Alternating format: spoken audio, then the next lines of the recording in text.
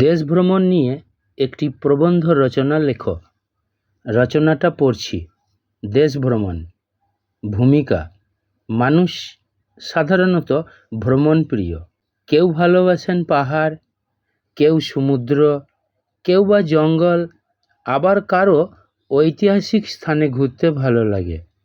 বই পড়ে জ্ঞান অর্জন করা যায় ঠিকই, কিন্তু দেশকে চোখে না দেখলে তার আসল রূপ বোঝা যায় না। তাই নিজের দেশকে জানতে ও চিনতে দেশ ভ্রমণের প্রয়োজন অপরিসীম।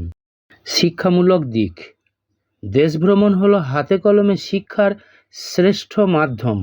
বইয়ে পড়া ইতিহাস ও ভূগোলের বর্ণনা দেওয়া স্থানগুলো যখন চোখের সামনে দেখা যায় তখন তা সহজে মনে থাকে।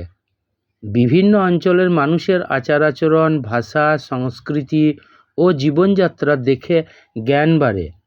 ছাত্রছাত্রীরা ভ্রমণের মাধ্যমে দেশ ও জাতিকে ভালোভাবে চিনতে পারে। এতে জাতীয় সংহতি ও ভ্রাতৃত্ববোধ গড়ে ওঠে। দেশ ভ্রমণের উদ্দেশ্য: দেশ ভ্রমণের উদ্দেশ্য শুধু আনন্দ নয়, এর মাধ্যমে মনের সংকীর্ণতা ও কুসংস্কার দূর করা হয়।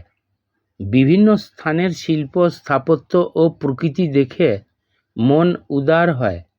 দৈনন্দিন জীবনের একঘেয়েমি কাটিয়ে মন প্রফুল্ল হয়। মানুষে মানুষে মিলন ঘটে এবং সহানুভূতির মতন গুণ জন্মায়। ভ্রমণের বিচিত্র অভিজ্ঞতা: দেশ ভ্রমণে বিচিত্র অভিজ্ঞতা লাভ হয়। এক জায়গার খাবার, পোশাক, উৎসব অন্য জায়গা থেকে আলাদা। পাহাড়ের শান্তি, সমুদ্রের গর্জন, গ্রামের মেলা সবই নতুন অভিজ্ঞতা দেয়। বিভিন্ন প্রাণী ও উদ্ভিদ দেখে প্রকৃতি সম্পর্কে ধারণা বাড়ে। এই অভিজ্ঞতা ভবিষ্যৎ জীবনে চলার পথে সাহায্য করে। উপসংহার: এক জায়গায় থাকলে মন একঘেয়ে হয়ে পড়ে। সুস্থ ও আনন্দময় জীবনের জন্য মাঝে মাঝে দেশ ভ্রমণ দরকার। দেশ ভ্রমণ জ্ঞান দেয়, আনন্দ দেয় এবং মনকে উদার করে। তাই দেশ ভ্রমণকে দ্বিতীয় বিদ্যালয় বলা হয়।